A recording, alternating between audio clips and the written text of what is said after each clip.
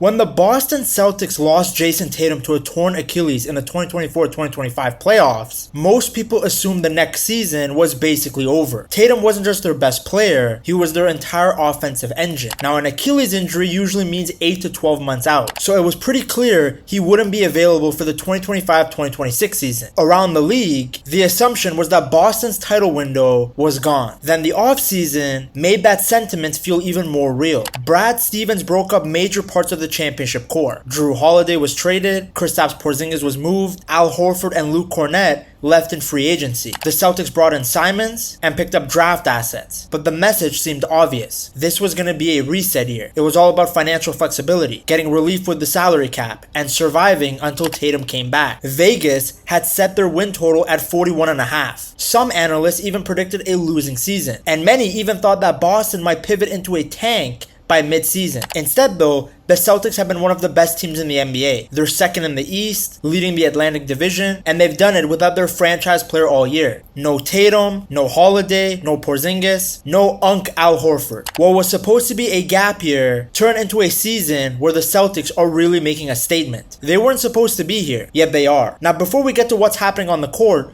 you have to understand what the Celtics did behind the scenes. The NBA's new CBA is brutal, especially if you're over the second tax apron. It's not just about paying more money, you lose flexibility. You can't combine contracts easily in trades. You lose the opportunity to sign free agents, and your future draft picks get locked up. It pretty much handcuffs you. So when Tatum went down, Brad Stevens had a choice. Either pay massive tax penalties for a team that was probably not going to contend, or reset things. He chose the smarter route. Trading Jrue Holiday and Porzingis wasn't about giving up, it was about getting flexibility. It helped Boston avoid the harshest tax penalties, and it allowed them to bring in Simons, a scoring guard on an expiring deal. That was very important, because not only did Simons give them offense, it also allowed them to pivot later since he had a very movable contract.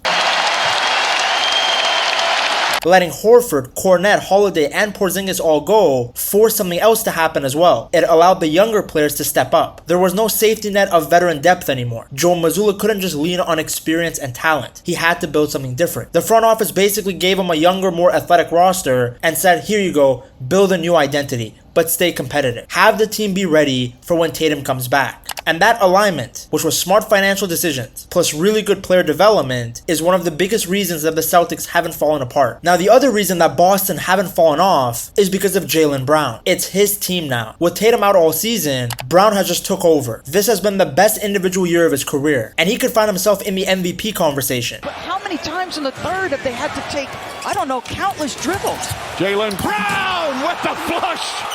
He's averaging around 30 points per game, he's top 5 in the league in scoring, and he also adds in about 7 rebounds and 5 assists a night to go with that scoring. You're looking at a player who's just so complete offensively, and he's even taken on the responsibilities defensively. So you're seeing elite two-way play from a guy who's the clear number 1 option now. Because with Tatum, it was always a question of who's 1A, who's 1B, who's the star, and who's the Robin. Those debates went on even when Jaylen Brown won Finals MVP. But there's no Tatum drawing double teams anymore. Jaylen Brown is the focal point of every scouting report. Every defense is built to stop him, and yet he's still shooting over 50% from the field. That's what makes this season so impressive. He's getting more possessions, he's getting the ball more, but his efficiency hasn't dropped. He's reading defenses better, he's passing out of traps, and he's really trusting his teammates when the defense collapses. And that playmaking jump might be the biggest growth in his game. Defensively, nothing has changed. He's still an elite on-ball defender. He's strong, he's physical, he's quick. When he's the primary defender, opponents are shooting just under 40%. So this isn't just a good year from Jaylen Brown, it's the best year of his career. And he's provided exactly what the Celtics needed. Now, Brown may be the star, but Boston's backcourt is what really makes everything flow. After Jrue Holiday was traded, Peyton Pritchard stepped up into the starting point guard role, and he's been excellent. The guy's averaging around 17 points and 5 assists per game, and he looks so comfortable running the offense. He's been more vocal, more confident, and he's hit some big shots.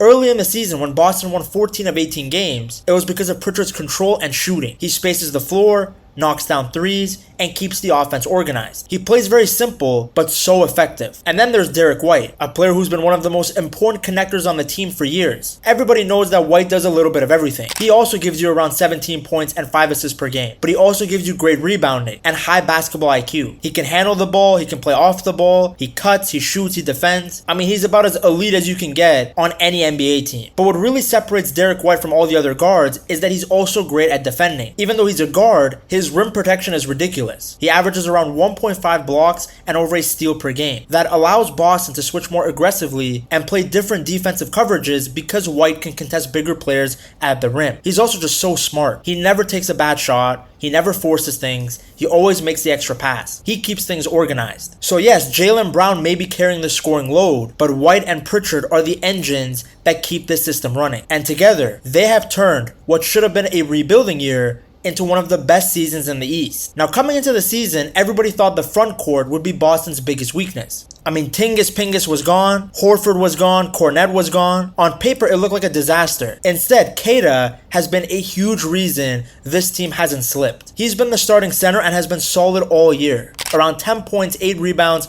and over a block per game in about 25 minutes a night. But the numbers don't even tell the full story with this guy. Keita brings physicality. I mean, this guy rebounds hard. He protects the rim. He runs the floor. He gives the team a lob threat and vertical spacing that is just so vital in today's NBA. His offensive rebounding has been really important. When the Celtics go cold from 3, which happens a lot, especially to a team that shoots a lot, Keita creates a lot of second chances. He does things that really change the momentum of a game. For a guy who was never expected to anchor a playoff level defense, he's done exactly that. And that internal growth is one of the biggest reasons why Boston remain near the top of the East. Now, another big shift this year is that the bench isn't full of veterans anymore. Joe Mazzulla has leaned heavily onto the younger athletic wings. Guys like Jordan Walsh, Hugo Gonzalez, Josh Minot, and Baylor Sherman. Around the team, they've started calling them the Four Horsemen because of the chaos they bring defensively. I mean, these guys fly around. They pressure the ball, they switch. They literally don't stop moving. Hugo Gonzalez has been especially interesting. He doesn't really put up big scoring numbers, or any big numbers to be honest. He averages around 4 points and 3 rebounds in limited minutes. But defensively, I mean, this guy changes games. He picks up full court, he creates deflections, he speeds the opposition up. When he's on the floor, Boston's defense tightens up dramatically. I mean, the effort this guy plays with, it's contagious. Then you have Jordan Walsh, who's also carved out a real role for himself. He uses his length and versatility to guard multiple positions, and he's been great when he started games. He fits perfectly into Boston's switch-heavy system. Then, of course, how can I forget Sam Hauser, the classic white guy floor spacer. He's shooting just under 40% from 3 and punishing teams when they collapse on Jaylen Brown or Derek White. Then you have rookie two-way center Amari Williams, who's given them great minutes too, especially with his passing and high basketball IQ. This isn't the veteran-heavy Celtics team from a few years ago. They're much younger, but they're faster. Their play is way more chaotic, and yet somehow it all works together. Even with such a good record, Boston knew something. They couldn't go into the playoffs relying solely on Keita and Luka Garza. Not at center, not in the East, not against the big skilled front courts that would come out of the West should the Celtics win the East.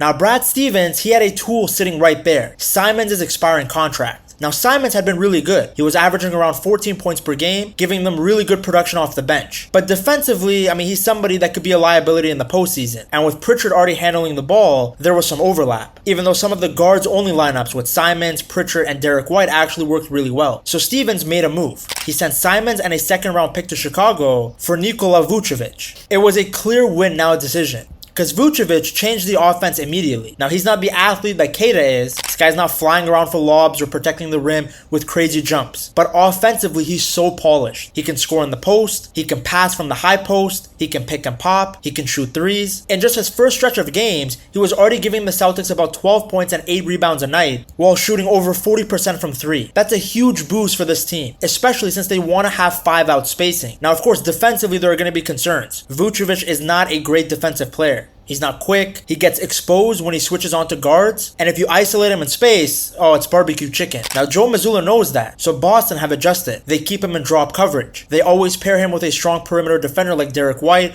or Hugo Gonzalez. And when they need more switching and rim protection, well, Keita can handle those matchups. It's all about balance. But if Vucevic keeps scoring this efficiently and rebounding well, and doing his best to not be a complete defensive liability, then this trade could end up being the move that makes Boston win the East. It's crazy, what started as a gap year suddenly looks like a team preparing for May and June. Now, another big reason that this season hasn't fallen apart is because of Joe Mazzulla. He changed everything. Without Tatum, Boston couldn't just run ISOs. The offense and defense had to be rebuilt from the ground up, because the previous system was built around the 2Js. So what's happened is on offense, they still try and shoot as many threes as possible. And then on defense, it's just about making chaos. Offensively, Boston played really slow. I think at one point they were dead last in pace, yet they're still one of the top offenses in the league, averaging around 120 points per 100 possessions. So how is that possible? Well, it's because of three things. Number one, as I stated earlier, they shoot a ton of threes. Almost 39% of their shots come from beyond the arc. They drive, they collapse the defense, and they kick out. They're not attacking the rim constantly,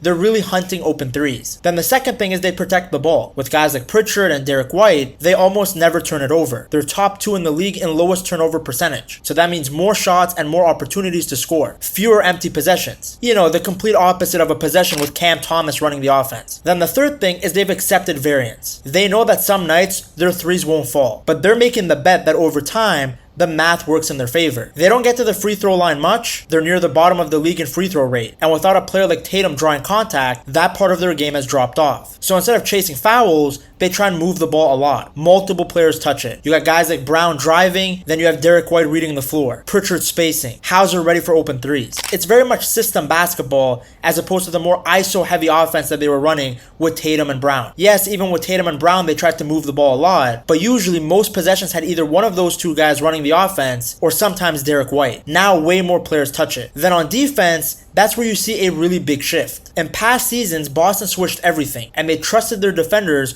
to win their 1v1 matchups. Now though, it's a bit different. They swarm the ball. The moment a ball handler hesitates or drives, help comes fast. They trap, they rotate, they pressure a lot. It's a very aggressive defensive setup and it's messy, but it's done on purpose. Look at Jordan Walsh. Instead of sitting back and letting guys play ISO ball, he's helping everybody out. Now this style is risky. If your rotation is too slow, you give up open threes. But Boston, with this younger and more athletic roster, has made it work. That's why they're top 10 in defensive rating. They hold opponents to one of the lowest effective field goal percentages in the league. They force teams into tough mid-range shots instead of just getting clean looks at the rim or getting corner threes. Funny enough, they don't lead the league in steals, and that's because they don't gamble. Their goal is to disrupt the offense. They want to get deflections, they want to put pressure on the ball, making the opposition uncomfortable. Because their offense is so disciplined and basically based on mathematics, some nights they destroy teams. Then their defense is super aggressive. It all works, even without Tatum. There's no reliance on individual brilliance, even though they do have a superstar in Jaylen Brown. They have built something that doesn't need superstar power every single night, and that's why they look so good in what should have been a gap year. If you enjoyed this video, I'm sure you will love this one too. Check it out right here.